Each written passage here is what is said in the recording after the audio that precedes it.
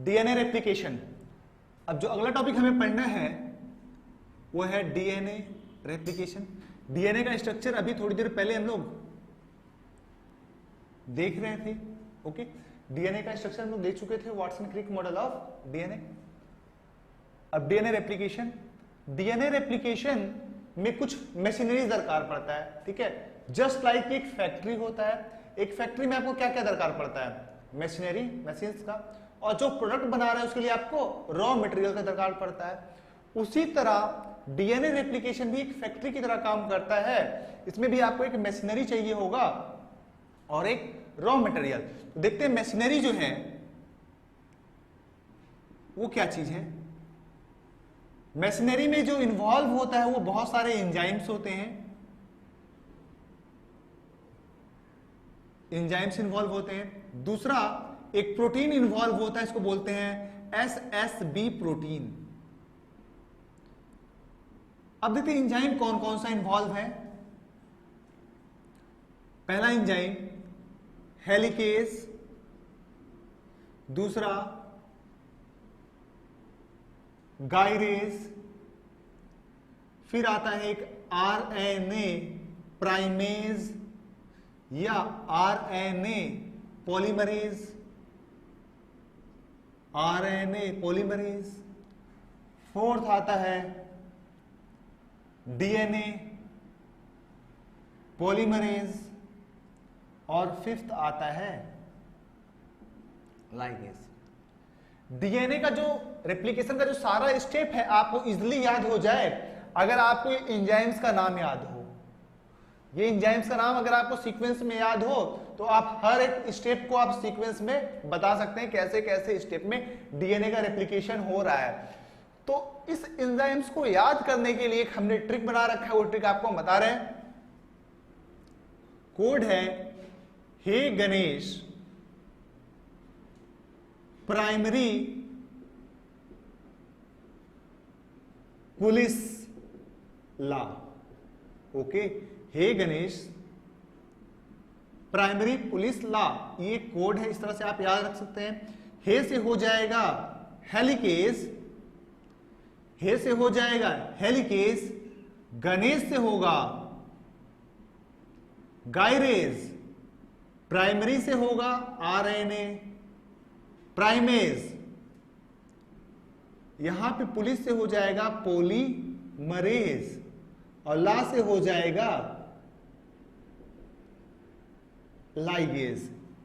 अब सब जगह डीएनए ऐड कर दीजिए, DNA helicase, DNA gyrase, RNA, यहां पे आरएनए होगा आरएनए प्राइमेज, यहां पे होगा डीएनए पॉलीमरेज, यहां पे होगा डीएनए लाइगेज। ये सारे एंजाइम्स हैं। ये अगर एंजाइम्स आपको सारे याद हैं तो आपको डीएनए रेप्लिकेशन याद है। सिंगल स्ट्रैंड बाइंडिंग प्रोटीन हो गया। अब रॉ मटेरियल क्या है? रॉ मटेरियल है डीएनटीपी। डीएनटीपी ये क्या चीज है भाई? डीएनटीपी क्या है? That means D ATP, D GTP, D CTP, D TTP. Sir ये डी क्या है? डी मतलब डीऑक्सी राइबो न्यूक्लियोटाइड होगा ना, deoxy adenosine triphosphate, deoxy guanosine triphosphate. Okay, that means ये कुछ स्ट्रक्चर ऐसा है। एक रहा नाइट्रोजनस बेस,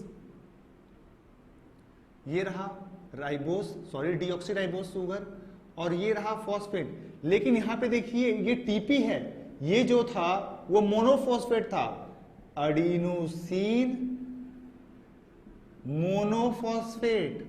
अब तक जो हमने डीएनए के स्ट्रक्चर में पढ़ा था वो क्या था भाई? मोनोफॉस्फेट था। लेकिन सर यहां पे देखिए टीपी लिखा हुआ है, टीपी लिखा हुआ तो मतलब ट्राइफॉस्फेट होगा।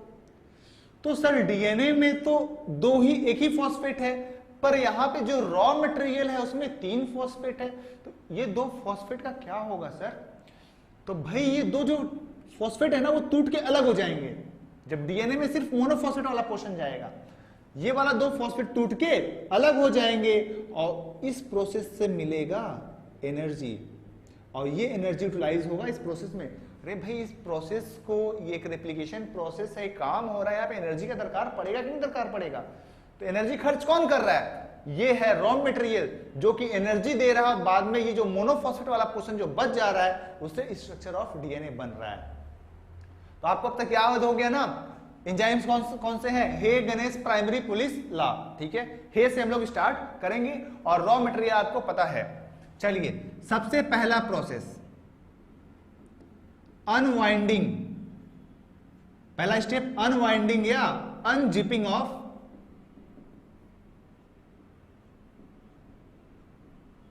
डीएनए। इसमें देखिए क्या हो रहा है, ये रहा हमारा डीएनए, ओके। ये डीएनए में हमें पता है क्या होता है, हाइड्रोजन बॉन्ड्स,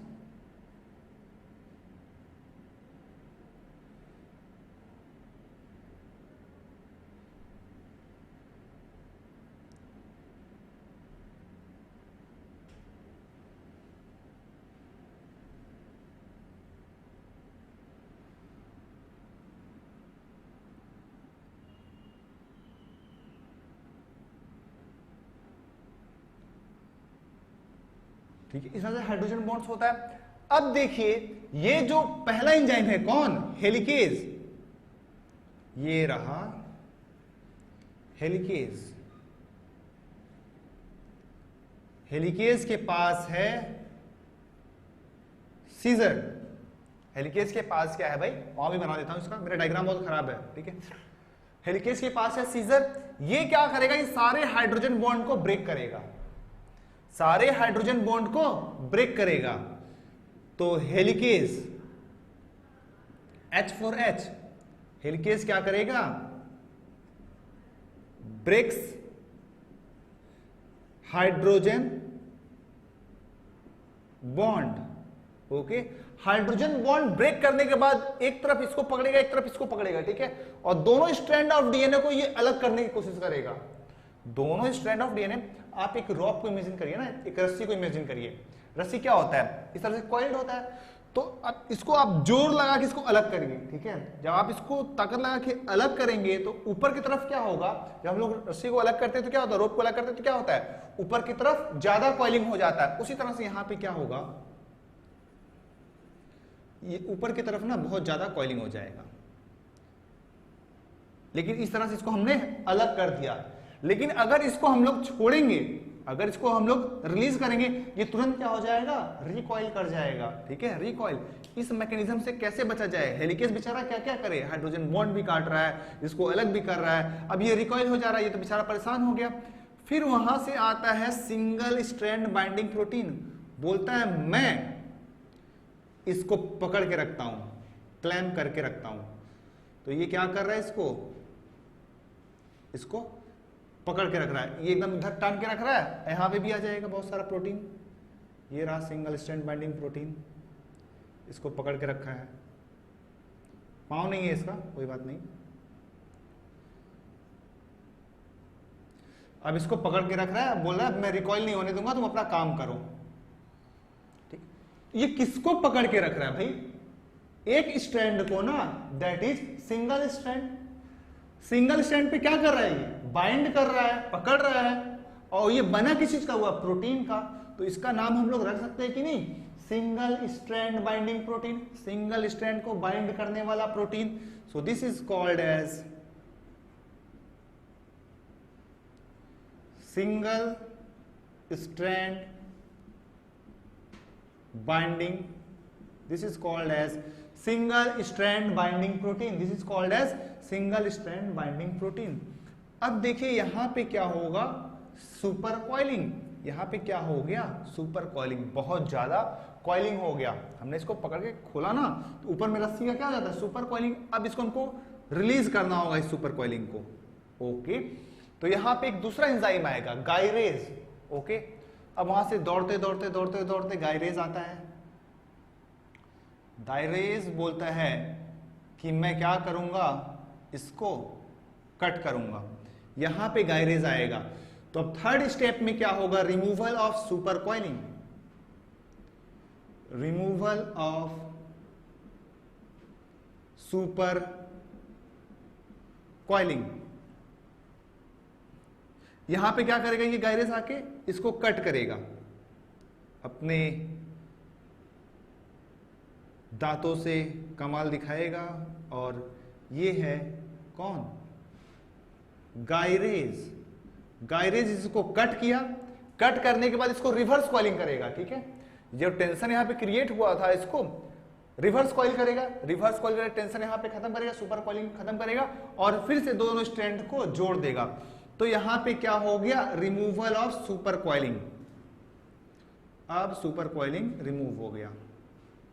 उफ, बहुत आराम फील हो रहा है। अब सुपर कॉइलिंग को रिमूव कर दिया गया। इसने क्या क्रिएट किया, एक निक, थोड़ा सा कट किया, इसको हम लोग निक बोल रहे हैं, और फिर से रिवर्स कॉइलिंग, और फिर से इसको जोड़ दिया। तो DNA gyrase has done created a nick, एक कट, फिर क्या किया, रिवर्स कॉइलिंग, उल्टे डायरेक्शन में घुमाया, और फिर से लाइगेट, लाइगेट फिर से इसने जोड़ दिया। चलिए, ये आपका अब काम हो गया। अब देखिए एक रूल है, एक रूल है डीएनए सिंथेसिस में, डीएनए जो बनेगा वो 5 प्राइम टू 3 प्राइम डायरेक्शन में होगा। तो चलिए, एक स्ट्रैंड जो यहां पे होगा क्या होगा, 3, एक 5, लेकिन डीएनए का जो सिंथेसिस होगा, डीएनए का जो सिंथेसिस होगा 5 to 3 होगा। 5 to 3 कहने का मतलब यहां से यहां नहीं, वो अपना स्ट्रैंड